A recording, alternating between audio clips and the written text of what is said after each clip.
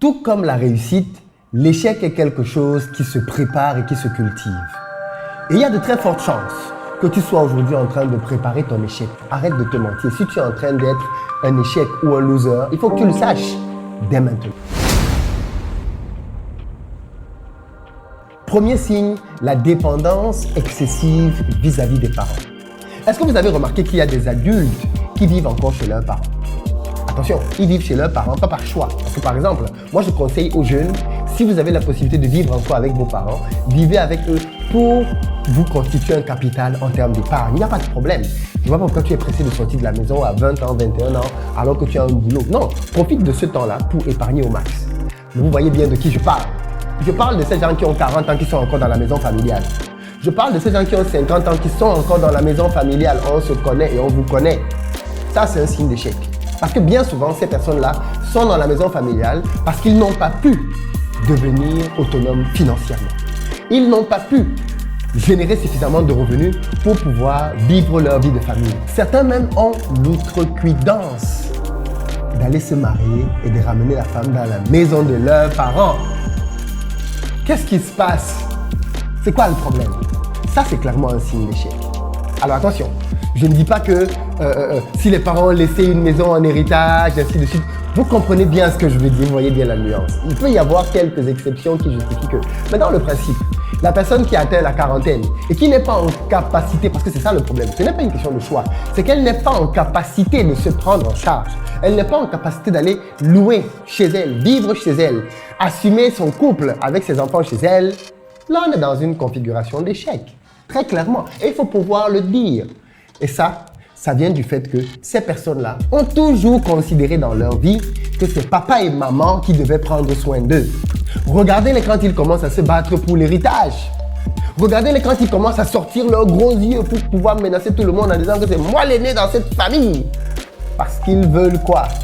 Et ils veulent occuper la maison des parents. Ils commencent à vous faire bousculer tout le monde. Ce sont eux les vrais héritiers. On les connaît. Ça, c'est être un échec dans la vie. Moi, je considère ça en tout cas comme être un échec.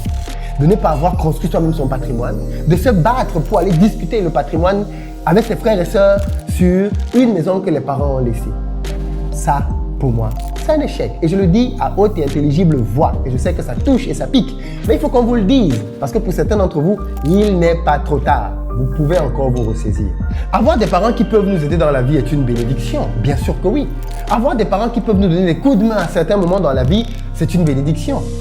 Mais vivre dans la dépendance perpétuelle de ses parents alors même qu'on est devenu adulte, ça pose problème. Ça pose clairement problème. Et ça, ce n'est que le premier des symptômes qui prouvent que tu es un loser. Deuxième signe qui prouve que vous êtes un échec, c'est si vous n'êtes pas discipliné. Oui, la discipline, c'est la clé pour le succès. Si vous n'êtes pas discipliné dans votre vie, vous êtes un échec dans ce domaine-là. Point à la ligne. On ne discute pas. C'est simple. Si tu n'es pas discipliné, tu es un échec. Qu'est-ce que c'est que la discipline? La discipline, c'est savoir se dire à soi-même non quand on a envie de quelque chose parce que simplement, ce n'est pas le moment.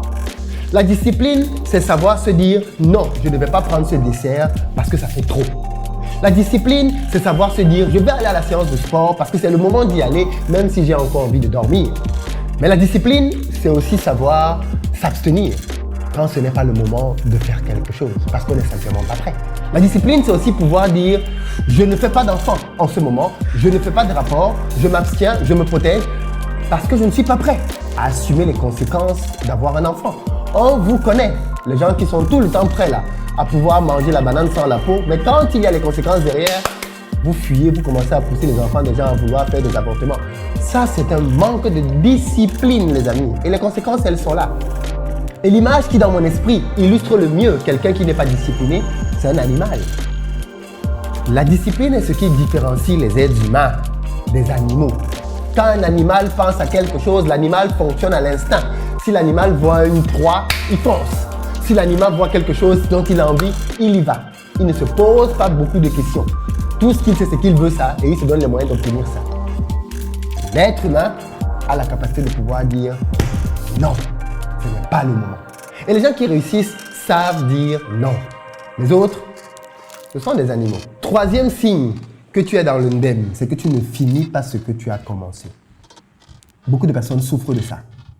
vous ouvrez un projet, vous n'allez pas au bout, vous vous arrêtez parce que vous avez rencontré une difficulté quelconque, vous commencez à vous plaindre, vous ouvrez un autre, vous ne parvenez pas à aller jusqu'au bout, vous commencez à vous plaindre, vous avez lancé un business au pays, on vous a arnaqué, vous avez laissé tomber, vous avez lancé un autre, avec le personnel ça s'est mal passé, vous avez laissé tomber, vous avez lancé un troisième, vous êtes le champion pour ouvrir des projets que vous ne finissez jamais. Ça, c'est une caractéristique des gens qui échouent.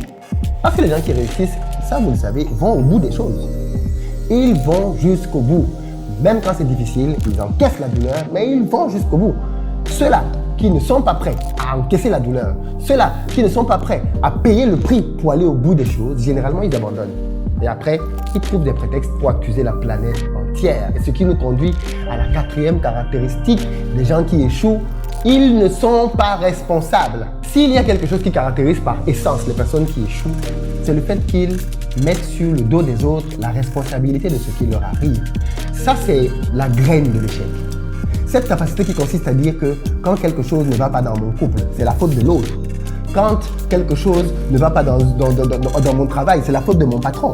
Quand je ne trouve pas de travail, c'est la faute du gouvernement. Quand je ne trouve pas une femme, c'est la faute de la fille. C'est-à-dire, les losers ont toujours le doigt pointé vers les autres. Ils sont en permanence en train d'accuser la planète tout entière de ce qui leur arrive. C'est à cause du président, c'est à cause des ministres. Certains disent même que c'est à cause de leur ethnie. C'est parce qu'on ne les aime pas, c'est parce qu'il y a le tribalisme. C'est parce que la femme là leur a... C'est toujours la faute des autres. S'il peut même accuser le chien ou le chat, il va accuser les animaux. S'il peut accuser même la météo, il va accuser la météo. Il va accuser tout ce qui respire et tout ce qui ne respire pas d'être responsable. En gros, tout le monde est responsable, sauf lui. Et quand on a cette mentalité, on est obligé d'échouer. Il n'y a pas 10 possibilités, on est obligé d'échouer. Cinquième caractéristique qui montre quelqu'un dans l'échec, c'est que c'est quelqu'un qui ne croit pas en lui. La confiance en soi est la base de la réussite. Parce que quand tu veux réussir, tu vas rencontrer sur ton chemin des obstacles que tu vas devoir surmonter. Et ce sont ces obstacles qui font de toi un champion. Ce sont les obstacles qui font de toi un winner. Et pour pouvoir vaincre des obstacles, il faut que tu aies la confiance suffisante en toi de te dire « je peux y arriver ». Parce que ces obstacles-là ont fait que certaines personnes s'arrêtent.